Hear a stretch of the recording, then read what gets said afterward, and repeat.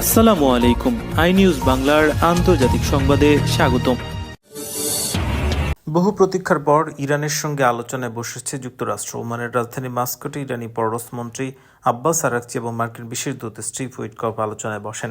যদিও তারা একে অপরের সঙ্গে সরাসরি আলোচনা করেননি। এই আলোচনার আগে যুক্তরাষ্ট্র শর্ত দিয়েছিল ইরানকে পরমাণু কর্মসূচি ছাড়াও ব্যালিস্টিক মিসাইল এবং প্রক্সি বাহিনীকে সহায়তা নিয়ে কথা বলতে হবে, তবে ইরান এতে রাজি হয়নি। ইসরায়েলি সংবাদ মাধ্যম হারেজ জানিয়েছে, ইরানের কথা মেনে এই দুটি বিষয় আলোচনা থেকে বাদ দিয়েছে যুক্তরাষ্ট্র, ফলে আজ শুধুমাত্র পরমাণু কর্মসূচি নিয়ে আলোচনা হয়েছে। হারেজ একটি সূত্র জানিয়েছে, সৌদি আরব, কাতার ও ওমানের মতো আঞ্চলিক দেশগুলো যুক্তরাষ্ট্রকে ইরানের শর্ত মেনে নিয়ে আলোচনায় বসতে বলে। সূত্রটি বলছে, শর্ত না মানলে ইরান মূলত আঞ্চলিক যুদ্ধের জন্য প্রস্তুত হয়ে আছে। এ কারণে মার্কিনীদের বুঝিয়ে ব্যালিস্টিক মিসাইল এবং প্রক্সি বাহিনীকে সহায়তার বিষয়টি বাদ দেওয়া হয়। সূত্রটি আরও বলছে, মধ্যপ্রাচ্যের দেশগুলো চায় না তাদের প্রতিবেশী দেশ ইরান প্রভাবশালী হোক, কিন্তু তারা একই সময়ে বুঝতে পারছেন যদি ইরানের ওপর এখন কোনো হামলা হয় তাহলে এটি মধ্যপ্রাচ্যের জন্য খারাপ হবে। তিনি জানিয়েছেন, ইরান কঠোর ভাষায় কথা বললেও শেষ পর্যন্ত পরমাণু কর্মসূচি থেকে সরে আসবে। যুক্তরাষ্ট্র অবশ্য আনুষ্ঠানিকভাবে জানায়নি তারা এই শর্ত থেকে সরে এসেছে কিনা। এই ভিডিওতে একটি লাইক দিন এবং আপনি কোথা থেকে দেখছেন সেই স্থানের নামটি লিখুন। 2024 সালের জানুয়ারি সবাইকে চমকে দিয়ে সৌদি সরকার ঘোষণা দেয় বিদেশি কূটনীতিকদের জন্য রাজধানী রিয়াদের কূটনৈতিক পাড়ায় মদের দোকান খোলা হয়েছে। তারা সেখান থেকে মদ কিনে খেতে পারবেন। এই সময় বলা হয়েছিল শুধুমাত্র কূটনৈতিকদের সুবিধার কথা চিন্তা করেই এই সিদ্ধান্ত নেওয়া হয়েছে। তবে বিষয়টি আর কূটনৈতিকদের মধ্যে সীমাবদ্ধ নেই, দেশটি নীরবে বাড়িয়েছে মদ বিক্রির পরিধি। সংবাদ মাধ্যম বিবিসি বলছে, এক প্রতিবেদনে 2025 সালের শেষ দিকে সৌদি সরকার তাদের নীতিতে পরিবর্তন আনে। এই নীতি অনুযায়ী সৌদিতে বসবাসকারী যে কোনো বিত্তশালী প্রবাসী মদ কিনে খেতে পারবেন। এই নীতি পরিবর্তনের কোনো প্রকাশ্য ঘোষণাও দেয়নি দেশটির সরকার। যেসব প্রবাসী মদ কিনতে চান তাদের কাছে হয় প্রিমিয়াম রেসিডেন্সি পারমিট থাকতে হবে, যেটির জন্য প্রতি বছর খরচ করতে হবে 1 লাখ রিয়াল, অথবা যেসব প্রবাসীর মাসে অন্তত 50,000 রিয়াল আয় আছে তারা পারবেন।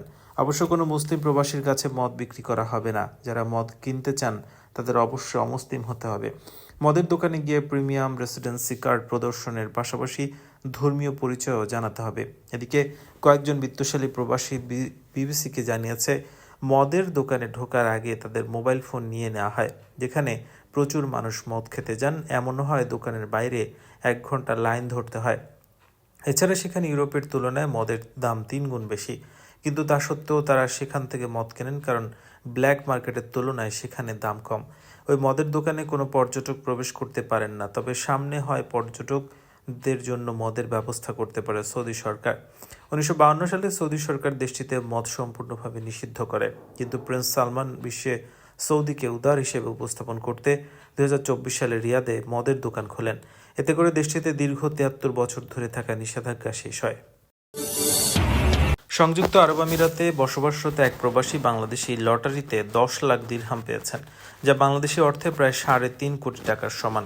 পেশায় ব্যবসায়ী বাংলাদেশি আমিরাতের আল আইনে 21 বছর ধরে থাকেন। সংবাদ মাধ্যম গালফ নিউজ জানিয়েছে, লটারি জেতা বাংলাদেশির নাম আলাউদ্দিন হাজি আবু সাইদ। লটারির যে টিকিটে প্রায় 3.5 কোটি টাকা জিতেছেন, সেটি আরও 9 বন্ধুর সঙ্গে কিনেছেন তিনি। আলাউদ্দিন জানিয়েছেন, গত 6 বছর ধরে লটারির টিকিট কিনছিলেন। তিনি বলছেন, আমি অবাক হয়েছি, অনেক বছর ধরে চেষ্টার পর আমি কখনো ভাবিনি এমনটা হবে। এই অর্থ কি করবেন সেটি নিয়ে এখনও কোনো সিদ্ধান্ত নেননি। এদিকে পাকিস্তানের রাজধানী ইসলামাবাদের একটি শিয়া মসজিদে আত্মঘাতী বোমা হামলা, অন্তত 31 জন নিহত হয়েছেন। এই ঘটনা আহত আরও 169।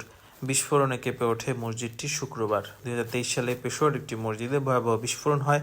এই ঘটনার পর আজকে পাকিস্তানে কোনো মসজিদে বিস্ফোরণের সবচেয়ে বেশি হতাহতের ঘটনা ঘটল। প্রাথমিক তদন্তে জানা গেছে, পাকিস্তান তেহরিকি তালেবানের এক সন্ত্রাসী বোমার বিস্ফোরণ ঘটিয়েছে, তবে এখনও কোনো গোষ্ঠী হামলার দায় স্বীকার করেনি বলে জানিয়েছে পুলিশ।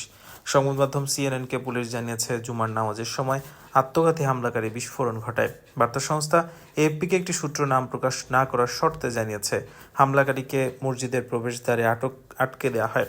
তখন তিনি নিজের শরীরে থাকা বোমার বিস্ফোরণ ঘটান। ইসলামাবাদ প্রশাসন এক বিবৃতিতে জানিয়েছে, তারা চিকিৎসার জন্য 169 জনকে হাসপাতালে পাঠিয়েছে। সামাজিক যোগাযোগ মাধ্যমে প্রকাশিত ভিডিওতে দেখা গেছে, মসজিদের ভেতর মানুষের মরদেহ ছড়িয়ে ছিটিয়ে পড়ে আছে, আর মসজিদের জানালার গ্লাসগুলো সব ভেঙে গেছে। পাকিস্তানের প্রধানমন্ত্রী শেহবাজ শরীফ এ ঘটনায় দুঃখ প্রকাশ করেছেন। গত বছরের নভেম্বরে এক আত্মঘাতী মামলাকারী ইসলামাবাদ ডিস্ট্রিক্ট জুডিশিয়াল কমপ্লেক্সের গেটে নিজেকে উড়িয়ে দেন। এতে 12 জন নিহত হয়ে কয়েক ডজন মানুষ আহত হয়েছেন। এছাড়া 2008 সালে এক হামলাকারী ইসলামাবাদের ম্যারিয়ট হোটেলের সামনে ময়লার ট্রাক বিস্ফোরণ ঘটায়। এতে 63 জন নিহত এবং 250 জনের বেশি মানুষ আহত হয়েছিলেন।